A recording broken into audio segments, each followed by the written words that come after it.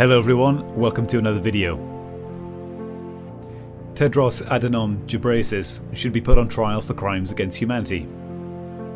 This might seem like a hyperbolic statement, but I'm gonna lay out the evidence for my case so you can make up your own mind about the director of the World Health Organization.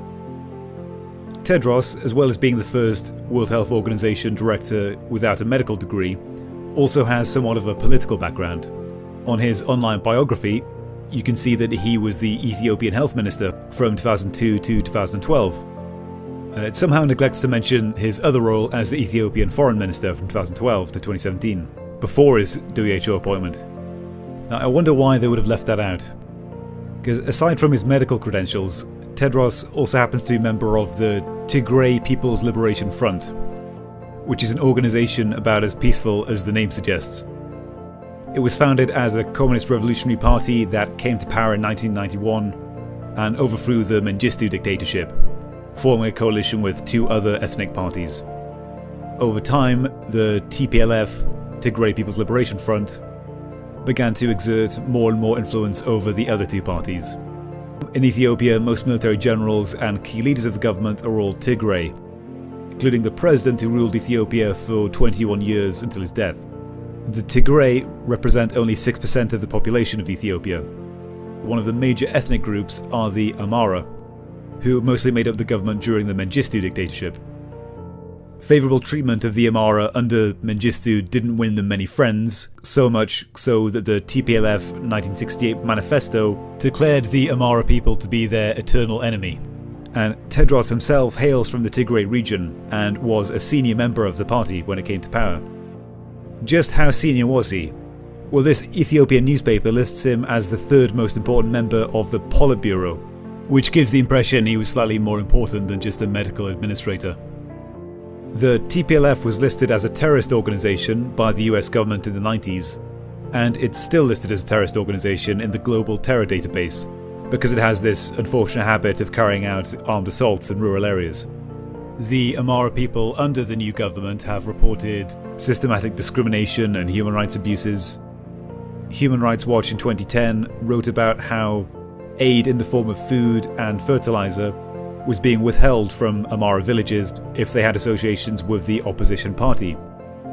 Other forms of aid denial involved refusing emergency healthcare to children, which was carried out by the same ministry at the time led by Tedros Adhanom, current director of the WHO. The Amhara People's Union, an activist group based in Washington, issued many other accusations of human rights abuses against the TPLF, including noting that during this time birth rates in the Amhara region was lower than every other region, and that around 2 million Amhara simply disappeared from the population census, which was admitted in Parliament in this video. But not content with denying aid to political dissidents, Tedros also spent a lot of his time as health minister covering up epidemics in Ethiopia. There was a cholera outbreak that spread through the region in 2007, which infected thousands of people in neighbouring countries in East Africa. But when it spread to Ethiopia, the Ministry of Health tactic was to rename the disease AWD, acute watery diarrhea, instead, meaning that on paper, all the neighbouring countries had cholera epidemics, but Ethiopia didn't. International organisations were pressured not to call it cholera, even though the UN tested it themselves and found cholera, and were told not to reveal the real number of infected. Another stunning victory for the health minister. Also, the deadly famine that struck Ethiopia in the 1980s, which it's still associated with, is not entirely a thing of the past.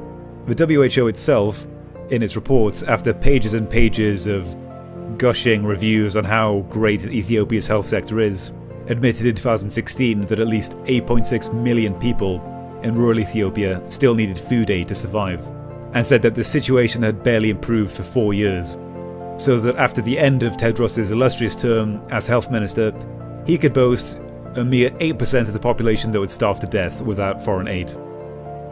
And so, after these shining accomplishments in health, Tedros moved on to bigger and better things. In 2012 he became Minister of Foreign Affairs, and under him the government saw a crackdown on journalists and dissidents, including an attempt to extradite Ethiopians that had fled to Yemen in exile to avoid political imprisonment. Yemen and Ethiopia entered negotiations to track down and extradite the Ethiopians in Yemen, and the negotiations were led by Tedros himself. There's even a picture of him here negotiating with the Yemeni foreign minister. One such case was a British citizen called Andy Tsege. He was arrested in Yemen and he was given a death sentence twice by the Ethiopian government. This led to the involvement of the British government, who threatened Ethiopia with denial of aid unless he be granted asylum. Tedros responded to the UK government in person, saying that Tsege was, quote, being treated very well. He even has a laptop. Have you ever heard of a political prisoner with a laptop? End quote. Andy, when he came back to the UK, told a somewhat different story of being tortured for days on end, alongside dozens of other prisoners who reported rape and beating and denial of medical treatment. And one of the reasons perhaps that Tedros' qualifications as foreign minister is not included on his online CV might be because of the mass protests that engulfed the country in 2016. The Ethiopian government a few years before unveiled a plan to seize 1,000 square miles of land, mostly in the Oromia region, and this involved the forced relocation of 15,000 people, which the government said was good because where they lived they lacked infrastructure. But somehow these ungrateful citizens didn't really appreciate the massive favour that the government was doing for them, and mass protests broke out during a cultural celebration in 2016. The police responded at first with tear gas and later with mass shootings. The violence and resulting stampede killed an estimated 500 people, according to Human Rights Watch. The Foreign Affairs Ministry, led by Tedros, issued a state of emergency and arrested an estimated 70,000 people, and forced many opposition journalists into exile. Tedros himself got into a public spat with Human Rights Watch after their presentation. First he denied that the numbers were as high as they were, and then claimed that the police at the event were unarmed and that no one died from shooting. I'm no expert myself, so I assume that in this picture, Ethiopia must have found a way to develop entirely non-lethal assault rifle-shaped devices. Impressive stuff. And so, this is the noble figure that ascended to the role of director of the WHO in 2017. And not being one to miss a chance to defend murderers, Tedros had previously argued against the international trials of Uhuru Kenyatta and his minister, under whose government 1,300 people had been killed after rigged elections. And so, not surprisingly, one of the first things that Tedros did after he took the job was to nominate Robert Mugabe, a goodwill ambassador to WHO. Robert Mugabe, who in the 1980s had ordered the killings of 20,000 people in Zimbabwe. Tedros also, during the coronavirus outbreak, has never missed an opportunity to praise the good governance of China. And given the human rights record of China, it's no wonder he likes them so much. China has funded billions of investment in Ethiopia, building 70% of their roads, financing mass media centres for propaganda, and actually financing the construction of the African Union in Ethiopia, which was found to have contained hidden surveillance by the Chinese government. And actually, Tedros seems to see China as a model of development for his own country. Ethiopia also has forced relocations, social credit style scorecards for citizens, mass media propaganda. Ethiopia's government resembles a kind of low-rent version of China's authoritarian model, complete with a one-party state and focus on profit above human rights at all cost. Things in Ethiopia do seem to have improved recently, but until very recently it remained one of the world's worst human rights violators, receiving a score of 19 out of 100 on the Human Freedom Index for 2018, and the government that took over in 1991 has stayed in power ever since. It asks the question, how did a man like Tedros become director of the WHO? Well, the World Health Organization has been riddled with all kinds of scandals for a while now.